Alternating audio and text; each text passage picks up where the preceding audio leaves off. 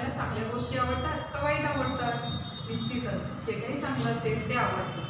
बघा, आईबाबांसोबत कधी तुम्ही भाजी मंडईत गेला तर आई एकदा मेथी बघितली तर लगेच घेते का रे? तर नाही.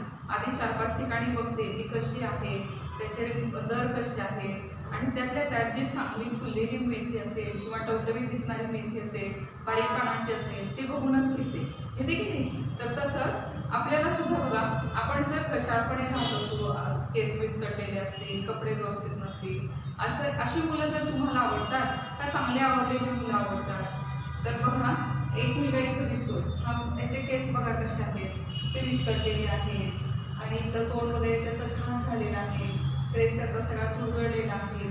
असा मुलगा तुम्हाला आवडेल की केस विंचरलेले आहेत, ड्रेस नीटनेटका आहे, अंग त्याचं स्वच्छ आहे, असा मुलगा तुम्हाला आवडेल? ते आता आपण बघायचं आहे. निश्चितच तुम्हाला चांगला मुलगा आवडेल. बघा, आपल्या शाळेमध्ये असेल किंवा आपल्या घराच्या शेजारी असेल किंवा तुमचं मित्र बनवताना तुम्ही काय बघता, तर तो मुलगा कसा दिसतो, कसा राहतो, त्याच्या सवयी कशा आहेत, हे बघूनच तुम्ही त्याच्याशी मैत्री करता ना? तर आपण काय बघायचं आहे, चिंटू रुसला चिंटू हसला.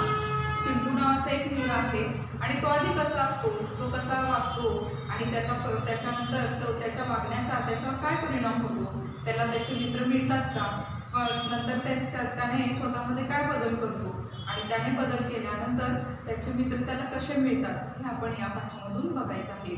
म्हणूनच आहे चिंटू रुसला.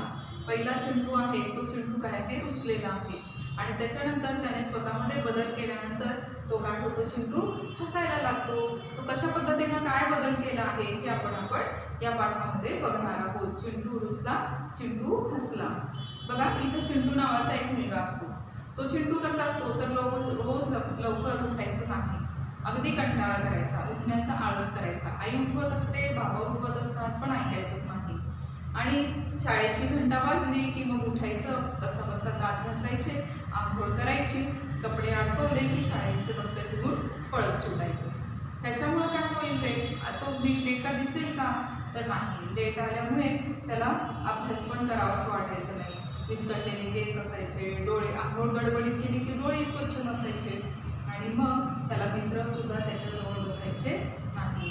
एखाद्या वेळेला काहीतरी झालं असेल तर आपल्यालाही नको वाटतं ना त्यांच्या शेजारी बसायला. तसंच या चिंटूच्या शेजारी बसायला मित्र तयारच व्हायचे नाही. मग चिंटू काय व्हायचा, फार दुःखी व्हायचा, रुसून राहायचा, त्याच्याशी कोणीच बोलत नव्हतं, कोणीच खेळत नव्हतं. मग एकदा नंतर त्याची ताई तिथे येते आणि ती त्याला समजून सांगते की अरे चिंटू, आपण कसं वागलं पाहिजे. तर चिंटूमध्ये हा बदल होतो. चिंटू ठरवतो की ताई, तू जसं सांगितलंयस मी तसंच त्या पद्धतीनं वागेल आणि मग त्याच्यामध्ये बदल होतो. आणि त्याच्यानंतर चिंटू आंघोळ करायला लागतो, केस विंचरायला लागतो, कपडे घालतो आणि त्याच्यामुळं काय होतं, तो वेळेत शाळेत जातो. वेळेत शाळेत गेल्यामुळं आणि छान दिसायला लागल्यामुळे त्याचे भरपूर मित्र होतात आणि मग चिंटू आनंदाने राहू लागतो. अशा या चिंटूची आता आपण गोष्ट बघणार आहोत. बघा, चिंटू रोज सकाळी उशिरा उठायचा. आई बाबा त्याला लवकर उठवायचे, पण चिंटू काही उठायचा नाही.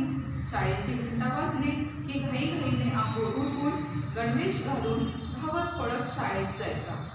चिंटू नावाचा जो मुलगा होता तो काय व्हायचा, गडबडीनं उठायचा. आई बाबा रोज उठवायचे, अरे चिंटू उठ लवकर उठ लवकर, पण उठतोय कुठला, उठायचाच नाही. आणि शाळेची घंटा वाजली की मग गडबडीनं उठणार, आंघोळ कशी करणार, केस विस्कटलेले तसेच राहणार, शाळेचा गणवेश म्हणजेच युनिफॉर्म तो घालणार आणि तो पण चुरगळलेला असायचा. आणि मग चिंटू काय करायचा, शाळेत जायचा. विस्कटलेले केस, चिपटलेले डोळे आणि चुरगळलेले कपडे पाहून मुले हसायची. बघा, चिपटलेले डोळे, चिपटलेले म्हणजेच काय, तर चिकट झालेले. काही वेळेला डोळ्यांमध्ये घाण येते, दिवसभर थकवा आल्यानंतर डोळ्यांमध्ये घाण येते. ती घाण तशीच असायची, कारण त्यानं गडबडीत आंघोळ केलेली असायची, त्यामुळे स्वच्छ आंघोळ झालेलीच नसायची. आणि हे चिपटलेले त्याचे डोळे म्हणजे चिकट झालेले डोळे असं त्याचे अवतार असायचा. म्हणजे केस विस्कटलेले आहेत, युनिफॉर्म चुरगळलेला आहे, चिपटलेले डोळे आहेत आणि त्यामुळे तो तसाच शाळेत जायचा. आणि ते बघून मुलं त्याला चिडवायची आणि हसायची, पण त्याला अभ्यास करताना आनंद वाटायचा नाही. मग असं जर घाण असेल तर आपल्याला अभ्यास करताना मन लागेल का रे, तर नाही लागणार. आपण अभ्यास करताना, घरीसुद्धा अभ्यास करताना जर आपण व्यवस्थित बसलो, आपला आजूबाजूचा परिसर स्वच्छ असला तर आपल्याला छान वाटतं. आजूबाजूला पसारा पडलेला आहे, तुमचा कचरा पडलेला आहे आणि त्यात जर तुम्हाला अभ्यास कर म्हटलं तर तुम्हाला बरं वाटेल का रे? तर नाही वाटणार. तसंच हा चिंटू इतका अस्वच्छ राहायचा की त्याच्यामुळे त्यालाच अभ्यासामध्ये आनंद वाटायचा नाही. अनेकदा मुले चिंटूसोबत खेळतही नसत. त्याला आपलाच राग यायचा, तो नाराज व्हायचा, तो स्वतःवरच रुसायचा. काय करावे याचा एकटाच विचार करत बसायचा. त्याला स्वतःच मग मुलं पण खेळायला घ्यायची नाहीत, अभ्यासात मन लागायचं नाही. त्यामुळे तो रुसलेला राहायचा, नाराज राहायचा, एकटाच राहायचा. आता काय करायचं हे त्याला नेहमी प्रश्न पडलेला असायचा. एक दिवस चिंटूला एकटाच बसलेला पाहून त्याची ऋतुजा ताई जवळ आली. ताईचं नाव लक्षात ठेवा, ताईचं नाव काय आहे? ऋतुजा ताई. चिंटू असाच एकटाच बसलेला होता घरामध्ये. तेव्हा त्याची ताई ऋतुजा ताई ही जवळ आली आणि काय म्हणाली बघा चिंटूला म्हणाली, चिंटू काय झाले रे? चिंटू म्हणाला, बघ ना, माझ्याशी कोणी बोलत नाही, खेळत नाही, मला खूप वाईट वाटते. बघा, त्याच्याशी कोणीच बोलत नव्हतं, खेळत नव्हतं, त्यामुळे त्याला वाईट वाटायचं, तो एकटाच राहायचा. अरे एवढेच ना? हे बघ चिंटू, मी तुला काय करायचे ते सांगते, करशील ना तू? माझे ऐकशील ना? बघा, आईने किंवा बाबांनी किंवा आपल्या बहीण भावाने जे काही सांगितलेलं असतं ते आपल्या चांगल्यासाठीच असतं. पण बरीच मुलं अशी असतात की जे आईबाबांचं ऐकत नाही, मग हे चिंटूसारखे होतात. म्हणूनच ती काय म्हणते बघा, मी तुला चांगलं सांगेन पण तू ऐकशील ना माझं? ऋतुजा म्हणाली. चिंटू म्हणाला, हो ऐकेन ना मी सगळे, सांग ना. तो काय म्हणाला ताईला, ताई मी तुझं सगळं ऐकेन पण मला सांग काय कसं वागू नये? ऋतुजा म्हणाली, हे बघ, रोज सकाळी लवकर उठायचे, शौचास जाऊन यायचे, हातपाय धुवायचे, दात घासायचे, आंघोळ करायची, स्वच्छ कपडे घालायचे, केस विंचरायचे, दप्तर नीट भरायचे, दररोज अभ्यास करायचा. असे दररोज केले की सगळेच तुझे मित्र होतील. ताईने काय सांगितलं तर दररोज सकाळी लवकर उठायचं, उठल्यानंतर शौचास जायचं म्हणजेच टॉयलेटला जायचं, त्यानंतर हातपाय स्वच्छ धुवायचे, आंघोळ करायची, दात घासायचे आणि त्याच्यानंतर दप्तर व्यवस्थित भरायचं, नीट भरायचं. आता बघा, बऱ्याचदा असं असतं की तुमचं दप्तर हे तुमचे आईवडील भरत असतात आणि त्यामुळे आज टीचरांनी एखादं तुम्हाला सांगितलं असेल जास्तीचं आणायला तर ते तुमच्या आईवडिलांना माहिती नसतं, मग ते देत नाही आणि मग तुम्ही इथं आम्हाला शाळेमध्ये कारण सांगता की अरे माझ्या आईनंच मला आज दिलेलं नाही आहे.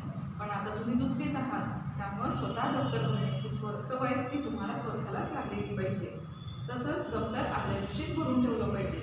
मग दररोज अभ्यास करायचा, रोज अभ्यास केला तर सगळ्यांनाच आवडत असतो. म्हणून मग ताई सांगते त्याला की दररोज हे जर तू केलंस तर तू सगळेच तुझे काय होतील, चांगले मित्र तयार होतील. चिंटूला हे पटले. दुसरा दिवस उजाडला. कोणीही न सांगताच चिंटू सकाळी लवकर उठला. रोज त्याचे आई बाबा त्याला सांगायचे चिंटू लवकर उठ, पण तो ऐकत नव्हता.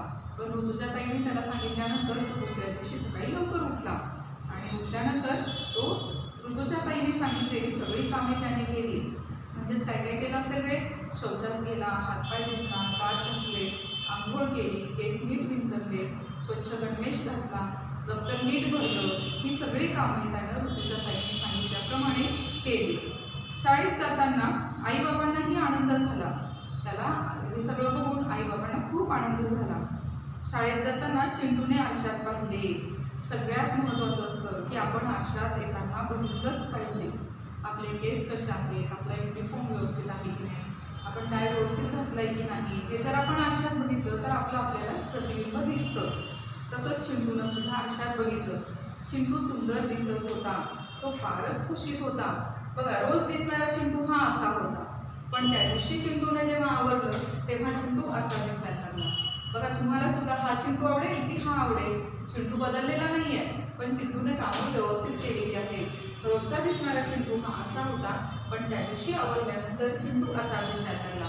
त्याला स्वतःकडेच बघितल्यानंतर खूप आनंद झाला. तो खुशीत होता. चिंटू नाचतच शाळेत गेला. चिंटू भोवती मुले गोळा झाली. आज चिंटू अगदी मस्त आला होता, स्वच्छ आला होता. ते बघूनच मुलं सगळी त्याच्या भोवती गोळा झाली. स्वच्छ आणि आनंदी दिसणारा चिंटू सगळ्यांचाच मित्र झाला. शिक्षकांनी चिंटूचे कौतुक केले. चिंटू आनंदाने हसू लागला. बघा, असा जर चिंटू शाळेला गेला तर तो तुम्हालाही आवडेल की नाही? तसंच चिंटू शाळेत गेल्यानंतर त्याच्या भोवती सगळे मित्र गोळा झाले आणि शिक्षकांनाही आनंद झाला. शिक्षकांनी त्याला आनंदाने हसू लागला. चिंटू सुद्धा मग आनंदाने हसू लागला. समजलं? मग आता तुम्ही कुठल्या चेंडू सारखे दिसणार, असे की असे? निश्चितच तुम्हाला हा चेंडू आवडलेला आहे. आपण या पद्धतीनंच राहिलं पाहिजे. तर आता आपण याचा शब्दार्थ बघूया. बघा शब्दार्थ. उरकून. उरकून म्हणजेच आटोपून किंवा संपून. गडबडीनं उरकून घेणे म्हणजेच गडबडीनं जर तुम्ही केलं तर ते आटोपून घेतलं, म्हणजे संपून टाकलं. एखादं काम सांगितलंय ते गडबडीनं केलं तर ते चांगलं होत नाही. एखादी कृती तुम्हाला शिक्षकांनी करायला सांगितली तर ती गडबडीनं उरकली तर उरकून घेणे म्हणजे गडबड करून आवरून घेणे, गडबड करून आटोपून घेणे. चिपडलेले डोळे. चेंडूचे डोळे कसे होते बघा, चिपडलेले होते म्हणजे पिचड आलेले होते, चिकट झालेले होते. नाराज म्हणजेच निराश. चेंडू ह्या अवस्थेत असताना कसा होता? पहिल्यांदा नाराज होता, निराश होता. नंतर तो कसा झाला? आनंदी झाला. बघा शब्दसमूहांचे अर्थ. दिवस उजाडणे म्हणजेच सकाळ होणे.